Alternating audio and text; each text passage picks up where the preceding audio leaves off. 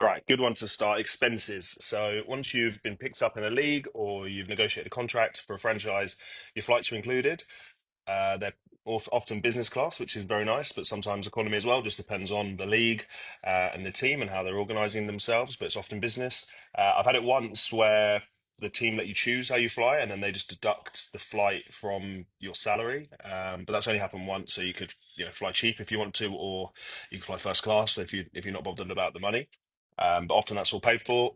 Your hotel is paid for, and that's often normally just breakfast. Sometimes you get half board. On top of that, then so you get a meal allowance. You get normally $50 a day, US dollars, and pretty much where you are in the world will dictate as to whether that's enough. If you're in the UAE or Australia or more expensive parts, that often doesn't cover your lunch and your dinner. But if you're in South Africa, like I just was for the last month or so, that 50 US a day goes really far.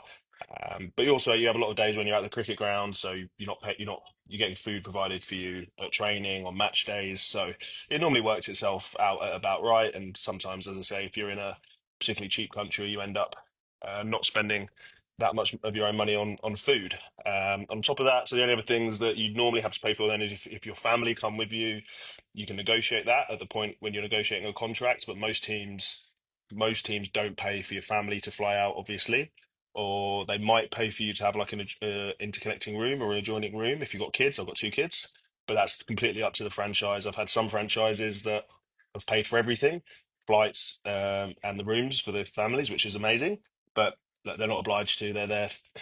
They want you there to play cricket at the end of the day. So you often have to bear that in mind if you want to fly your family out or fly your missus out.